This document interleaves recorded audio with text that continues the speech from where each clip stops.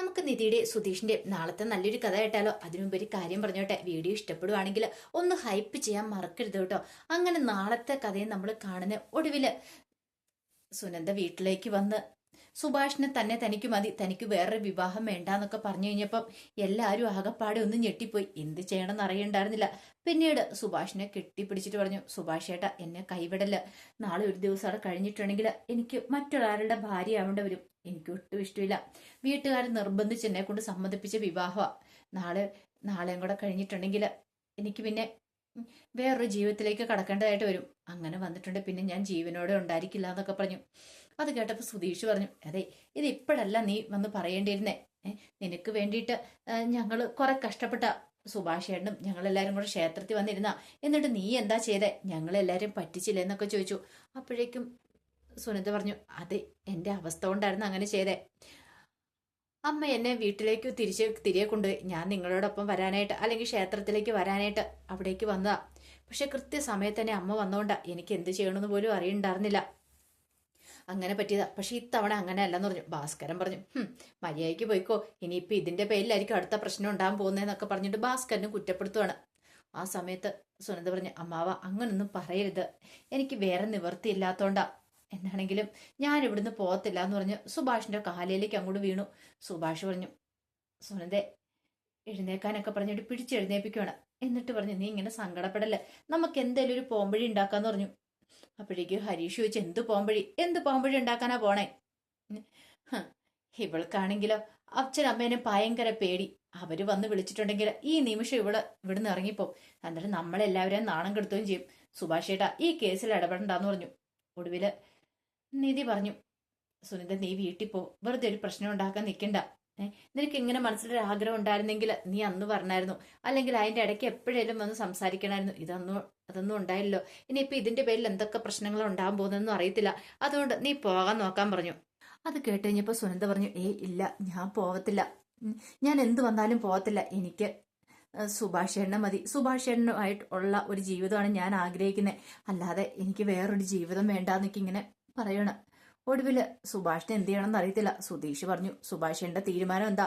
സുഭാഷേനാണ് ഇതിനകത്ത് അന്തിമമായിട്ടൊരു തീരുമാനം പറയണ്ടേ, അല്ലാതെ ഞങ്ങൾ ആരുമല്ല. ഞങ്ങളൊന്നും തീരുമാനം പറഞ്ഞിട്ടൊന്നും ഒരു കാര്യമില്ല. സുഭാഷേന്റെ തീരുമാനം പോലെ ഇരിക്കും ബാക്കി കാര്യങ്ങളൊക്കെ എന്ന് പറഞ്ഞു. സുഭാഷിന് എന്ത് ചെയ്യണമെന്ന് അറിയില്ല. വല്ലാത്തൊരു വീർപ്പുമുട്ടലായിരുന്നു സുഭാഷിന്റെ മനസ്സിൽ. ഒടുവില് സുഭാഷ് സുനന്ദയോട് പറഞ്ഞു, അല്ല നിന്റെ അച്ഛനും അമ്മയൊക്കെ വന്ന് വിളിച്ചിട്ടുണ്ടെങ്കിൽ നീ പോവത്തില്ല എന്ന് ഉറപ്പാണെന്ന് ചോദിച്ചു. ഇല്ല സുഭാഷ് ഏട്ടാ ഞാൻ പോവത്തില്ല എന്ന് പറഞ്ഞു.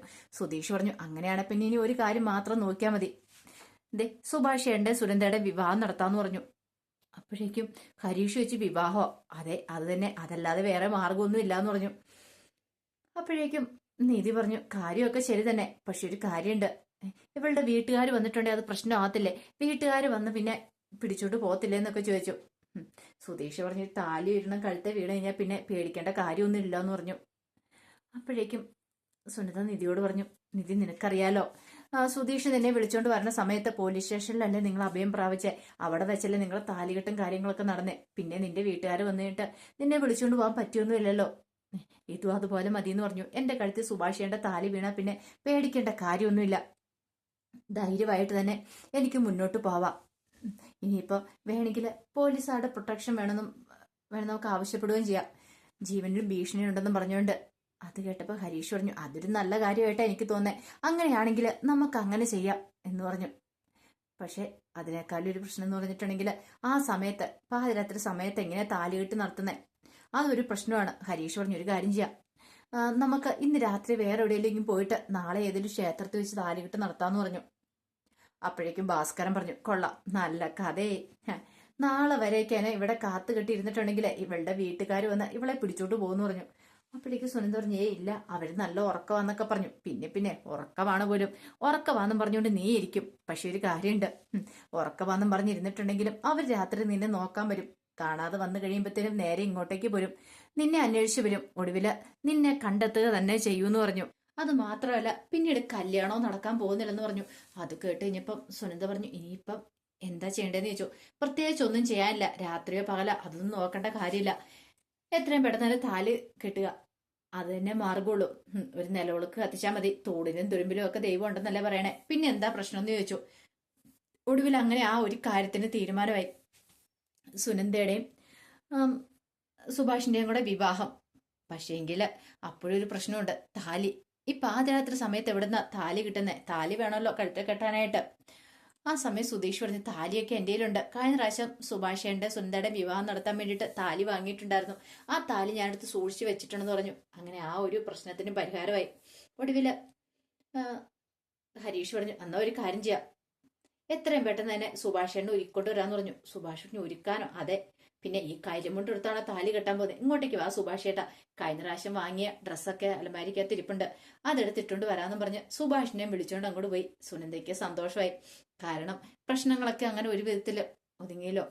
അവരങ്ങോട്ട് പോയി കഴിഞ്ഞപ്പം സുനന്ദയുടെ അടുത്ത് എന്നിട്ട് നിധി പറഞ്ഞു, അല്ല വീട്ടുകാർ വന്ന് പ്രശ്നമൊന്നും ഉണ്ടാക്കത്തില്ലോ അല്ലേ? പ്രശ്നം ഉണ്ടാക്കിയാലും കുഴപ്പമില്ല നിധി, ഞാൻ ഇനി പോകാൻ പോകുന്നില്ല. ഞാനിനി എന്തൊക്കെ സംഭവിച്ചാലും പോകത്തില്ല. തല്ലിക്കൊന്നെന്ന് പറഞ്ഞാലും ഞാൻ പോകത്തില്ല. എനിക്കിനി വേറൊരു ജീവിതം വേണ്ട. അല്ലെങ്കിൽ ഞാൻ എൻ്റെ വീട്ടുകാരോട് കയ്യെ കാലെ പിടിച്ച് പറഞ്ഞ എനിക്ക് വേറൊരു വിവാഹ ജീവിതം വേണ്ടെന്ന്. പക്ഷെ അവരതൊന്നും കേൾക്കാനായിട്ട് കൂട്ടാക്കില്ല. ഇനി എനിക്ക് എന്ത് ചെയ്യാൻ പറ്റും? ഭാസ്കരൻ പറഞ്ഞു, വീട്ടുകാർ വന്നു കഴിയുമ്പോഴത്തേനും നീ സ്വഭാവം മാറ്റിയുണ്ടല്ലോ. ഇല്ല അമ്മാവ, അങ്ങനെയൊന്നും ഒരിക്കലും സംഭവിക്കില്ല. മുമ്പ് എനിക്കൊരു അബദ്ധം പറ്റി, പക്ഷെ ഇനി അങ്ങനെ ആയിരിക്കില്ല എന്ന് പറഞ്ഞു. ഞാൻ ജീവിക്കുന്നുണ്ടെങ്കിൽ സുഭാഷേനോടൊപ്പം ആയിരിക്കും എന്ന് പറഞ്ഞു. കുറച്ച് കഴിഞ്ഞപ്പോൾ സുഭാഷ് റെഡിയായിട്ട് വന്നു. ഹരീഷും ഒക്കെ ഇങ്ങോട്ട് വന്നു കഴിഞ്ഞപ്പോഴത്തേനും ഭാസ്കരൻ പെട്ടെന്ന് പോയി നിലവിളക്കൊക്കെ കൊളുത്തി. നിലവിളക്കിന്റെ മുന്നേ എന്നിട്ട് വേണം താലി കെട്ടാനായിട്ട്. പിന്നീട് സുനന്ദയോടും സുഭാഷിനോടും പറഞ്ഞു, പുതിയൊരു ജീവിതം ആരംഭിക്കാൻ പോവാ, നന്നായിട്ട് മനോഹരി അങ്ങോട്ട് പ്രാർത്ഥിച്ചോളാൻ പറഞ്ഞു. ആ സമയം സുധീഷ് താലിയായിട്ട് വന്നു. ഇതാ സുഭാഷ് ഏട്ടാന്ന് പറഞ്ഞുകൊണ്ട്. അപ്പോഴേക്കും ഭാസ്കരൻ അത് വാങ്ങിയിട്ട് പറഞ്ഞു, അതെ നീയല്ല താലി കൊടുക്കണ്ടേ, അത് മുതിർന്നവർ ഇവിടെയുണ്ട്, മുതിർന്നവരാ താലി കൊടുക്കണ്ട, ഞാൻ കൊടുത്തോളാന്നും പറഞ്ഞുകൊണ്ട് ആ താലി അങ്ങോട്ട് വാങ്ങി. എന്നിട്ട് ഭാസ്കരൻ പറഞ്ഞു, ഇതെന്റെ ഒരു മധുര പ്രതികാരമാ. എടാ ഗംഗാധര, വ്യകാസുര, നാളെ നീ ഇങ്ങോട്ടേക്ക് വരും. നാളെ എന്റെ കാലെ വീണ് വരും. ഇത്രയും കാലമായി ഒരു പണി തരാൻ വേണ്ടി കാത്തിരിക്കുമായിരുന്നു ഞാൻ. എന്താണെങ്കിലും ഇപ്പൊ നല്ല ഒന്നാം തരം പണിയാ നിനക്ക് കിട്ടും. പിന്നെ എന്റെ പെങ്ങൾ എന്ന് പറയുന്ന ആ ലളിതയ്ക്കിട്ട് ഞാൻ തരാനായിട്ട് പോകുന്നേ. ഓ ദൈവമായിട്ട് എനിക്കൊരു അവസരം തന്ന. ഭയങ്കര സന്തോഷമായിരുന്നു ഭാസ്കറിന്. പിന്നീട് സുഭാഷിന്റെ കയ്യിലേക്ക് താലിയും കൂടെ കൊടുക്കണം, കെട്ടറാന്ന് പറഞ്ഞു. എല്ലാരും ഭയങ്കര സന്തോഷത്തോടു കൂടി നിൽക്കുകയാണ്.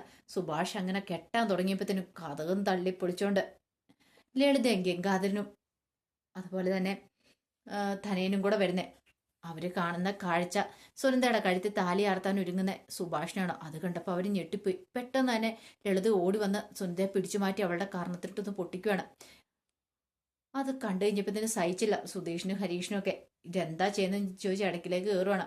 അപ്പോഴേക്കും തനയൻ ചെന്നിട്ട് സുഭാഷിനെ അടിക്കാനൊരുങ്ങി. ആ സമയത്ത് ഹരീഷ് അങ്ങോട്ട് വന്നിട്ട് പറഞ്ഞു, എന്റെ ചേട്ടനെ തൊട്ടു പോയാണ്ടല്ലോ. അപ്പോഴേക്ക് സുധീഷ് പറഞ്ഞു, നിങ്ങളുടെ കയ്യും കാലും ഞാൻ വെട്ടുമെന്ന് പറഞ്ഞു. മര്യാദയ്ക്ക് അങ്ങോട്ട് മാറി നിൽക്കാൻ പറഞ്ഞു. അപ്പോഴേക്കും ഭാസ്കരൻ പറഞ്ഞു, നീയൊക്കെ എന്ത് ധൈര്യത്തിലാടാ ഇങ്ങോട്ടേക്ക് വന്നിരിക്കുന്നേ? എടാ നീയൊക്കെ എന്റെ മോളെ ഇവിടെ കൊണ്ടുവന്നില്ലേ? എന്റെ മോളെ പറഞ്ഞു പറ്റിച്ച. അത് കേട്ടപ്പോ ഭാസ്കരൻ പറഞ്ഞു, ആര് പറഞ്ഞു പറ്റിച്ചു? ഞങ്ങൾ ആരും പറഞ്ഞു പറ്റിച്ചിട്ടൊന്നുമില്ല. നിന്റെ മോൾ ഇങ്ങോട്ടേക്ക് സ്വന്തം ഇഷ്ടപ്രകാരം വന്നാ, ഞങ്ങൾ ആരെ അവിടെ പിടിച്ചോണ്ട് വന്നല്ല. നീതി പറഞ്ഞു, അതെ.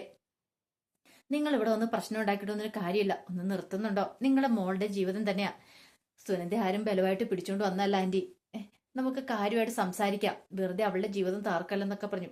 നീ ഇതല്ല ഇതിലപ്പുറം പറയുന്നറിയാം. നീ ഒളിച്ചോടി വന്നവളല്ലേടി, ഇതൊക്കെ പറയാൻ നിനക്കെന്താ യോഗ്യത എന്നൊക്കെ പറഞ്ഞോണ്ട് കുറെ ചീത്ത അങ്ങോട്ട് പറയണം. അത് കേട്ട് കഴിഞ്ഞപ്പോ നീതി പറഞ്ഞു, ആയിക്കോട്ടെ, പക്ഷേങ്കിലുണ്ടല്ലോ നിങ്ങളുടെ മോളുടെ ജീവിതം വെച്ചാൽ നിങ്ങൾ കളിക്കണമെന്നുള്ള ഓർമ്മ വേണം. അവൾക്ക് ഈ ബന്ധത്തിന് താല്പര്യം ഇല്ലെങ്കിൽ അവളെ കൊണ്ട് നിർബന്ധിച്ച് വിവാഹം കഴിപ്പിക്കാനൊന്നും പറ്റില്ലെന്ന് പറഞ്ഞു. അത് കേട്ടപ്പോ തനയൻ പറഞ്ഞു, അതൊക്കെ ഞങ്ങൾ തീരുമാനിച്ചോളാം, ഞങ്ങളുടെ ഇഷ്ടം പോലെ നടക്കത്തുള്ളൂ, നീയൊന്നും അല്ല തീരുമാനിക്കണം എന്നൊക്കെ പറഞ്ഞ് നിധിയെ കുറെ ചീത്ത പറഞ്ഞു. അത് കേട്ടപ്പോ സുധീഷ് ഹരീഷും ഒക്കെ ഇടപെടുന്നുണ്ട്. ഒടുവില്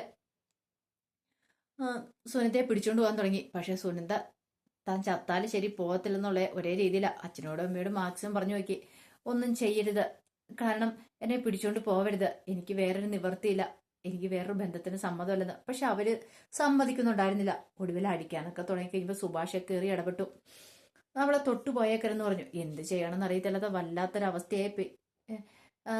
ഇനി ഇവളെ കൊണ്ട് പോണെങ്കിൽ ഇത്തിരി ബുദ്ധിമുട്ടാന്നുള്ള കാര്യം മനസ്സിലായി. സുനന്ദയാണെങ്കിൽ ഒറ്റക്കാലം നിൽക്കുക. തനിക്ക് വേറെ ആരും വേണ്ട, തന്റെ ജീവിതത്തില് സുഭാഷേട്ടൻ മാത്രം മതി, സുഭാഷേട്ടനെ താൻ വിവാഹം കഴിക്കുള്ളൂ എന്ന് പറഞ്ഞുകൊണ്ട് അങ്ങനെ അച്ഛൻ്റെ അമ്മയുടെയൊക്കെ കാലി വീഴുന്നുണ്ട്. പക്ഷെ അവരതൊന്നും സമ്മതിക്കാൻ കൂട്ടാക്കുന്നില്ല. ഒടുവിൽ പിടിച്ചു വലിച്ചുകൊണ്ട് തുടങ്ങിയ സമയത്ത് സുഭാഷൊക്കെ പറഞ്ഞു, അങ്ങനെ കൊണ്ടാരൊന്നും പറ്റില്ല എന്ന് പറഞ്ഞു. പോലീസിനെ വിളിക്കൂന്നായി. വിളിച്ചോളാൻ പറഞ്ഞു. പോലീസ് വരട്ടെ, പോലീസ് തീരുമാനിക്കട്ടെ. അങ്ങനെ പോലീസ് വന്നിട്ടുണ്ടെങ്കിൽ ഞങ്ങളുടെ ഭാഗത്തോ നിൽക്കുള്ളൂ, ഞങ്ങൾ പറയുന്ന പോലീസ് അനുസരിക്കത്തുള്ളൂ എന്ന് പറഞ്ഞു. കാരണം ഇത് നിർബന്ധപൂർവ്വം താലി കെട്ടിക്കുന്നൊന്നുമല്ല, ഇത് സ്വയം മനസ്സാലെയാണ്. അതുകൊണ്ട് നിങ്ങൾ കൂടുതലൊന്നും പറയണ്ടെന്ന് പറഞ്ഞു. ആകെപ്പാടെ പെട്ടൊരവസ്ഥയിലായി തനേനൊക്കെ. എന്ത് ചെയ്യണമെന്ന് അറിയത്തില്ലാത്തൊരവസ്ഥ. അപ്പൊ അതിന്റെ വിശേഷങ്ങളൊക്കെയാ കാണാൻ പോന്നെ. ഒടുവിൽ അങ്ങനെ സുഭാഷിന്റെ കയ്യെ കാലേ വീഴുന്നുണ്ട്. സുഭാഷിന്റെ കാലേ വീഴുന്നുണ്ട്. രണ്ടുപേരും കൂടെ എങ്ങനെയെങ്കിലും രക്ഷിക്കണം എന്നൊക്കെ പറഞ്ഞിട്ട്. അപ്പൊ അതിന്റെ വിശേഷങ്ങളാണ് നമ്മൾ കാണാൻ പോകുന്നത്. ആ വിശേഷങ്ങൾക്കായി നമുക്ക് എല്ലാവർക്കും കാത്തിരിക്കാട്ടോ. ഒരിക്കൽ കൂടി എല്ലാവർക്കും ശുഭരാത്രി നേർന്നുകൊണ്ട് നിർത്തുന്നു. നന്ദി.